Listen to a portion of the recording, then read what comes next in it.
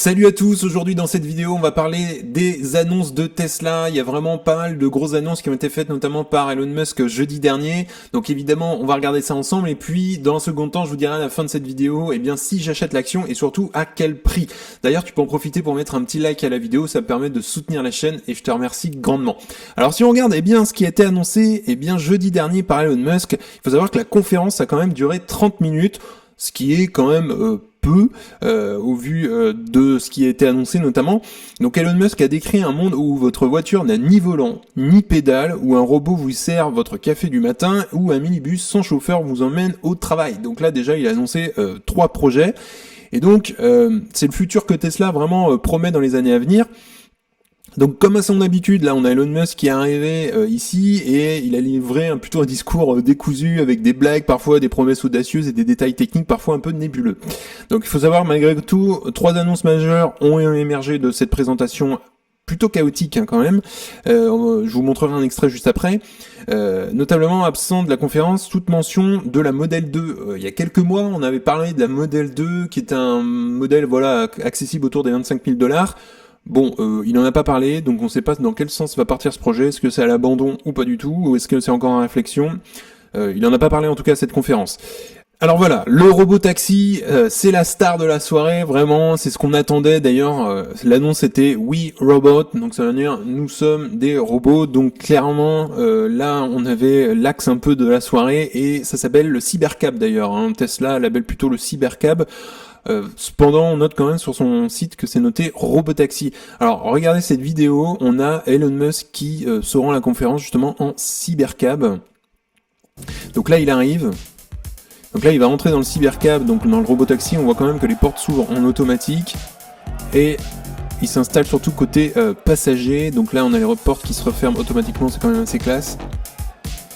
Et donc là, logiquement, on rentre sa destination et le robotaxi va calculer l'itinéraire, par où passer, et tout est piloté automatiquement. Voilà, donc on a un design quand même assez futuriste. Devant, on peut voir quand même une bande lumineuse, à mon avis, qui est quand même pas mal, qui a pas mal quand même de capteurs ici, à mon avis, pour capturer l'ensemble de la scène dans laquelle roule le véhicule. Donc voilà, on a les clignotants automatiques, on arrive à un stop et là le robotaxi s'arrête complètement. Vérification qu'il n'y ait personne et donc là le robotaxi se relance. Donc là on voit Elon Musk, il est vraiment tout seul, côté passager. Il n'y a vraiment personne au pilotage. Et donc là voilà, on a des cyclistes dans la nuit, on a détection des cyclistes et donc le Cybercab s'arrête et repart automatiquement, clignotant automatique. Donc voilà, c'est assez quand même impressionnant et révolutionnaire. Donc voilà ce qui est capable quand même de faire ce robotaxi. Ils ont fait quand même pas mal de progrès. Et donc là il se rend à la conférence. Donc c'est vraiment assez incroyable ce qui a été montré notamment jeudi dernier. Donc si on regarde la suite, donc ce robotaxi, il faut imaginer un véhicule vraiment sans volant, il n'y a vraiment pas de pédale et capable de conduire vraiment en toute autonomie pendant que voilà on peut faire vraiment autre chose à l'intérieur, regarder un film, lire un livre, etc. Elon Musk, il faut savoir, il a fait une entrée assez remarquée en arrivant dans ce véhicule futuriste. Avec un ton d'humour, il n'y a pas de volant ou de pédale, donc j'espère que ça va bien se passer. Donc voilà, bon, un humour un peu noir. Également, le design du robotaxi est à la fois vraiment minimaliste et futuriste, on le voit ici, équipé de portes papillons donc qui s'ouvrent vers le haut, et le véhicule ne dispose que de 2 sièges pour l'instant, donc ça a le temps d'évoluer, évidemment il y aura de nouvelles versions. L'absence totale aussi de volant renforce visuellement le concept d'autonomie complète, ce qui marque une rupture nette vraiment avec les voitures traditionnelles qu'on connaît aujourd'hui. Deuxième chose, côté technique, le robotaxi est équipé de projecteurs à l'avant plutôt que de phares traditionnels. On le voit, on a une grande bande lumineuse. Ça pourrait être lié aussi à des fonctionnalités avancées de conduite autonome, comme la projection d'informations sur la route aussi, ou la communication avec d'autres véhicules et de piétons. Il y a forcément des capteurs à l'intérieur. C'est tout à fait logique pour capter vraiment l'ambiance générale dans laquelle le véhicule roule. Et Elon Musk a également lâché une information assez intrigante. It has no plug, donc il n'a pas de prise. Donc c'est-à-dire en fait, ça soulève des questions sur le système de recharge sans fil par induction. Donc c'est un véhicule qui se rechargerait par induction logiquement. Comment ça reste à voir. Ce robotaxi aussi a que 2 places avec un coffre, donc qui ressemble à ce qu'on aurait pu attendre aussi du Model 2 qui était un petit peu annoncé ces derniers temps.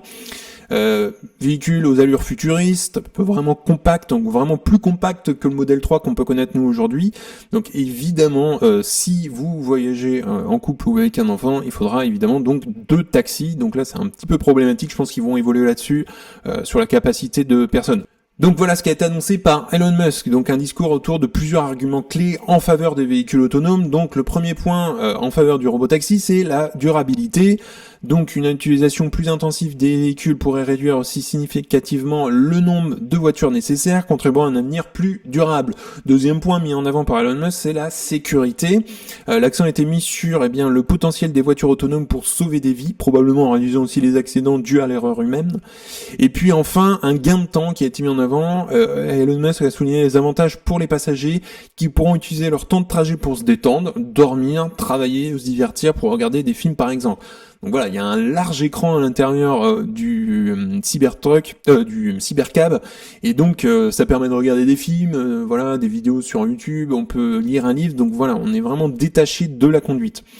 Donc il y a un aspect intéressant du service robotaxi, ce serait sa flexibilité. Elon Musk a expliqué aussi qu'une fois appelé, le véhicule serait à la disposition de l'utilisateur aussi longtemps que nécessaire, que ce soit pour des courts trajets ou pour toute une journée. Contrairement aussi à de nombreux véhicules autonomes en développement, le robotaxi n'utilisera pas d'équipements coûteux comme le radar ou le lidar. Donc à la place, il s'appuie uniquement sur des caméras pour sa technologie de conduite autonome, donc le FSD, Full Self Driving, qui appartient déjà à Tesla, qui l'utilise déjà dans une autre mesure. Et puis une approche que Tesla défend évidemment depuis bien longtemps, et ça fait partie bien évidemment de sa stratégie. Alors également, le CEO de Tesla a annoncé un prix surtout inférieur à $30,000 pour le robotaxi.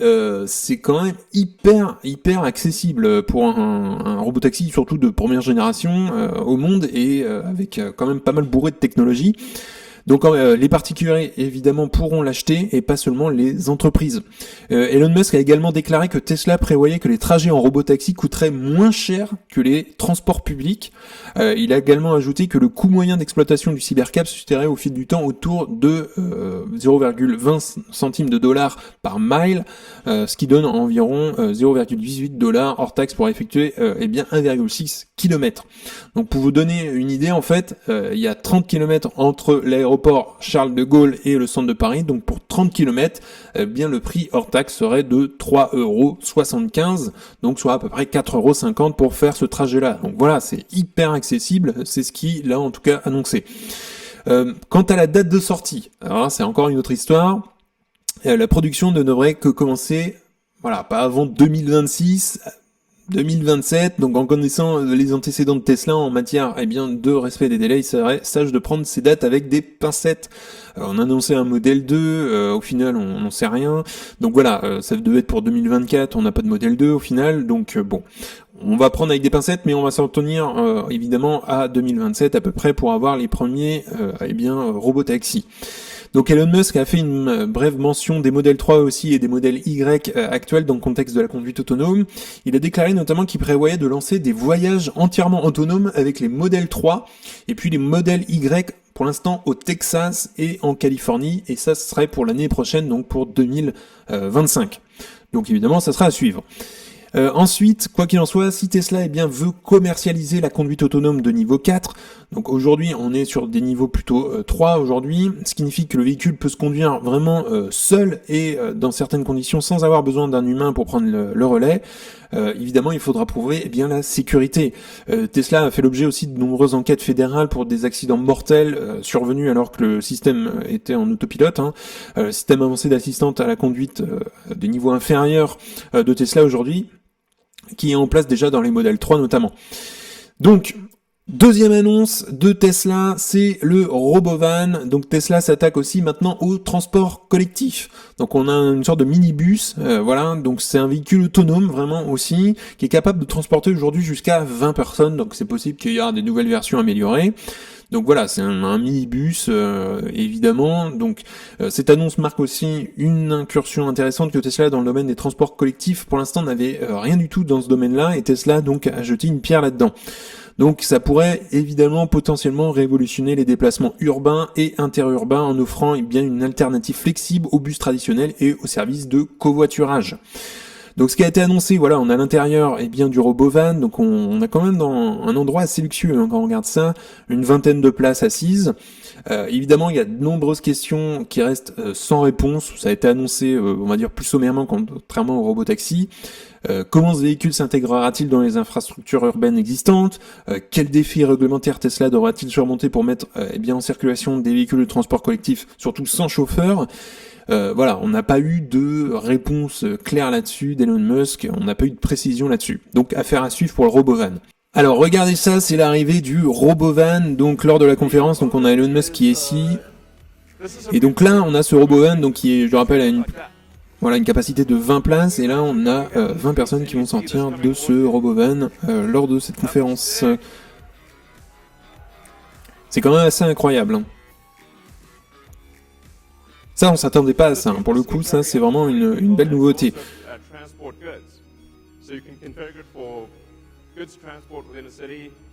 Et on a un intérieur quand même assez luxueux. On voit qu'on a une télé. On a des sièges plutôt confortables. Hein. Donc voilà ce qui a été mis en avant par Tesla ce soir-là. Et puis enfin, c'était la troisième et dernière annonce de cette conférence, c'est le robot Optimus. Donc ça, on en avait déjà parlé, on a déjà entendu parler notamment il y a quelques mois, quelques années.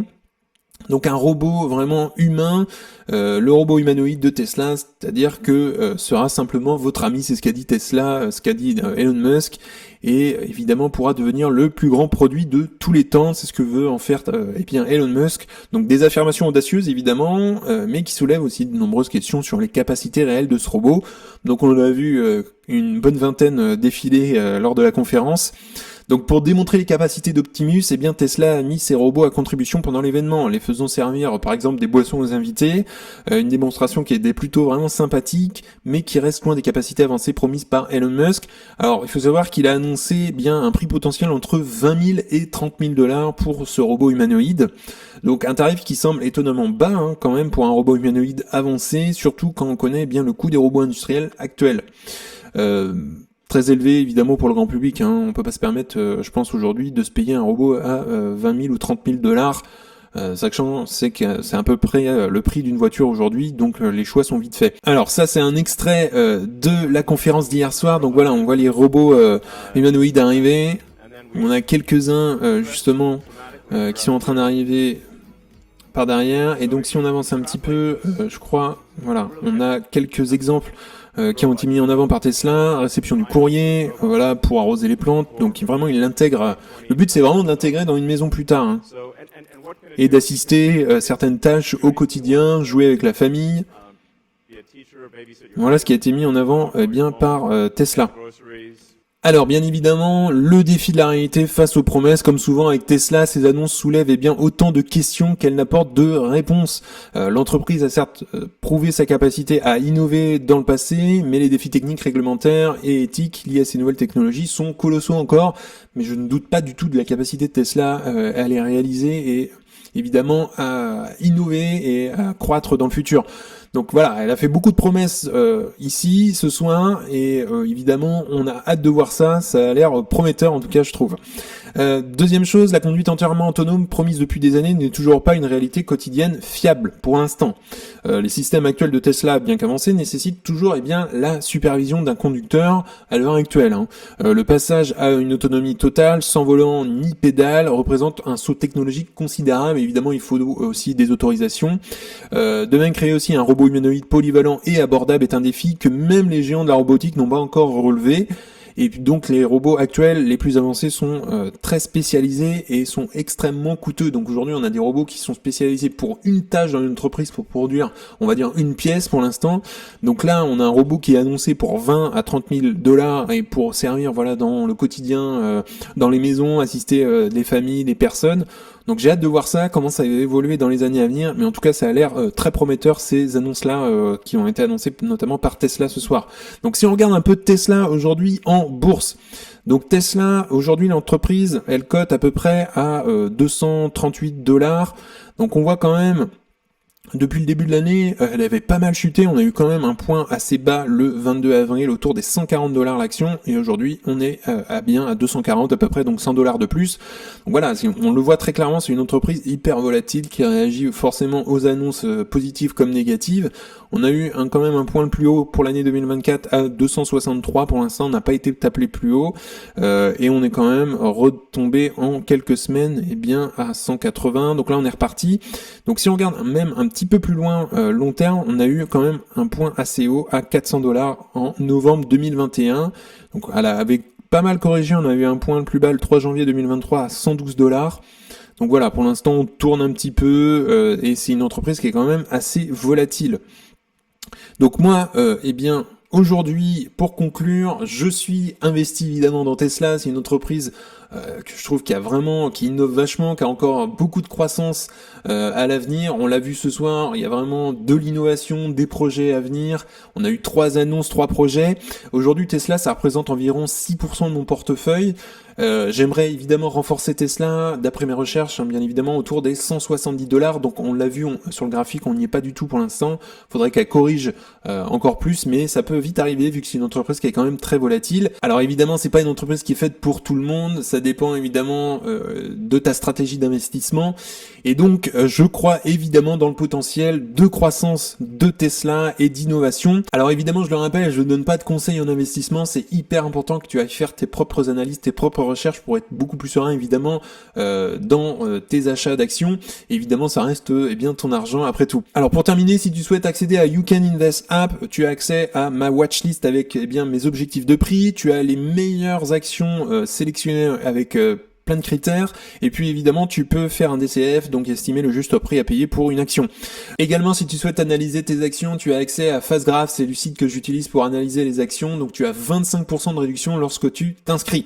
En tout cas, on en a fini pour aujourd'hui. N'hésite pas à liker la vidéo, à t'abonner, ça fera grandir la communauté et puis ça me soutient également. Si tu souhaites regarder un autre épisode, tu peux cliquer juste ici. En tout cas, on se retrouve dans une prochaine vidéo. Salut!